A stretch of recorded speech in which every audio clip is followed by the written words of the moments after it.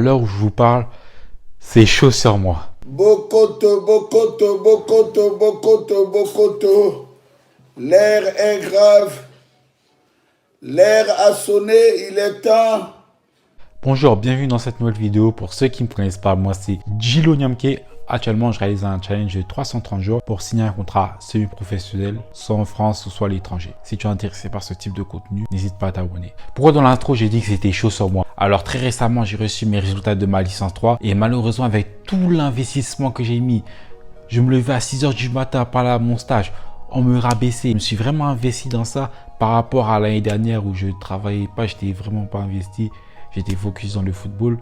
Je n'ai pas validé et c'était assez frustrant de savoir ça parce que le plan c'était valider ma licence et par rapport à ça j'allais chercher des opportunités à l'étranger, semi-professionnel. Cela a fait que ça a chamboulé tout. Je me suis posé des questions. Est-ce que j'arrête un an les études et je pars à l'étranger tenter des opportunités ou est-ce que je reste un an, j'essaie de valider ma licence? J'ai réfléchi, j'ai laissé le temps passer. Je dois rester encore un an en France, le temps de bien valider ma licence 3 et après on verra si je dois partir à l'étranger ou si je dois rester en France. Je me dis aussi l'école c'est vraiment important parce que le football, je ne vais pas jouer tout le temps au football. Quand j'aurai 30 ans, 35 ans, est-ce que je ne sais pas si je vais jouer encore au football à 35 ans, mais il va falloir que je me reconvertisse. Même les grands joueurs de football, même Thierry Henry, c'était un grand joueur de football. Là, il a arrêté, là, il est devenu consultant, il a été coach, il a été obligé de s'entraîner.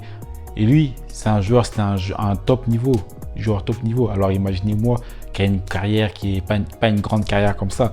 Il faudra que j'arrive à trouver une porte de sortie après. Si par exemple j'arrête le football, si j'en ai marre, je ne peux pas rester là sans diplôme. J'ai envie de faire des travaux qui sont assez pénibles, qui font mal au dos. Allez, petite anecdote. Il y a quelques mois, j'ai travaillé en tant que préparateur de commandes. Je ne savais pas c'était quoi. J'ai regardé quelques vidéos sur YouTube. Ça avait l'air bien. Tu faisais ton argent, tu mets de côté, t'économisais. Au cas où si je partais en test ou même pour d'autres projets. J'ai fait 2 jours. J'ai arrêté parce que c'était tellement dur. En fait, tu devais te lever à 5 h du matin et tu commençais le travail à 6 h et tu finissais vers midi 13 h. Tu es tout le temps debout. Tu dois te monter sur des étagères pour aller chercher des trucs ou descendre.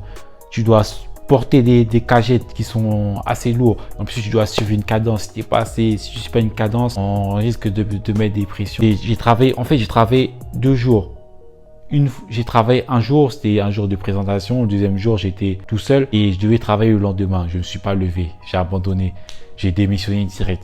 C'est ça que je me dis, je ne peux pas finir dans un travail qui est pénible ou même usant pour mes articulations. Il faut que j'ai un diplôme me permettant de travailler dans un endroit qui me plaît, qui pourra me plaire, notamment après ma carrière si j'arrête le football, où je vais pouvoir m'épanouir et pas user mes articulations. Je préfère assurer mes arrières là maintenant et après si dans le foot c'est bizarre, au moins mes arrières elles sont assurées et puis je peux me retrouver une porte de sortie assez facilement.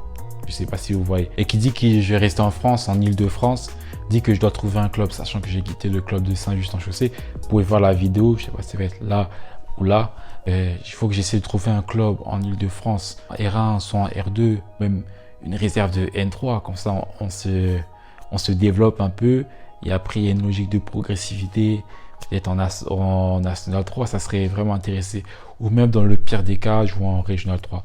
Je sais que pas très loin de chez moi, dans ma ville, il y a un club de Régional 2. À côté aussi, il y a un club de Régional 2, un club de Régional 3. Je sais aussi, à côté encore, il y a un club qui est en National 3 et leur équipe réserve est en Régional 2.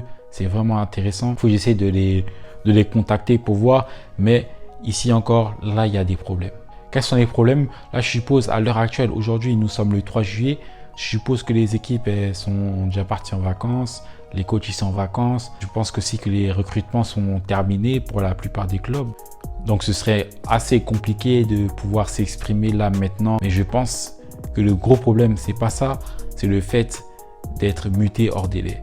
Pour ceux qui ne savent pas, muté hors délai, c'est quand tu as pris une licence dans un club après le 15 juillet, qui est considéré comme muté hors délai. Et les mutés hors délai, on a droit sur la feuille de match qu'à 2. Ça veut dire que si par exemple tu es dans un club où il y a 4-5 mutés, c'est-à-dire que tu seras en concurrence avec ces 4-5 mutés, plus l'effectif total. C'est assez compliqué d'être dans une situation comme ça. Il reste 12 jours pour ne pas être hors délai. C'est une situation assez rocambolesque. Je sais pas comment je vais faire. Pourquoi j'ai pas cherché des clubs avant? Pour ceux qui savent pas, même qui me découvrent juste là dans cette vidéo, c'est que j'ai été blessé il y a un peu plus d'un mois. Et par rapport à cette blessure, j'ai pas pu m'exprimer dans les différentes opportunités un mois ou 3 semaines avant. Et là, je suis encore dans cette situation-là où j'ai encore mal. Enfin, j'ai moins mal, mais je dois être à environ 85-90%.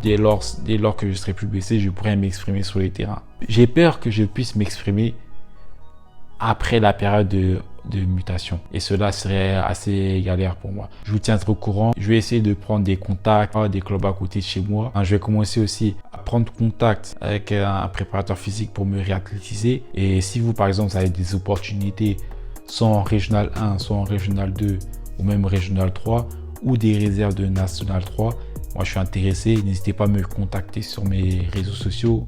Je suis plus actif sur Snapchat. Je vais mettre les réseaux sociaux ici comme ça. Si vous avez ça, n'hésitez pas à me contacter. Là, actuellement, c'est vraiment l'heure est plus que grave. Sinon, voilà, la vidéo elle arrive à son terme. J'espère qu'elle vous a plu. Si c'est le cas, n'hésitez pas à me le faire savoir dans les commentaires, ou en likant, ou en vous abonnant si ce n'est pas déjà fait. Et on se retrouve très prochainement pour l'avancée de ce challenge. À très bientôt.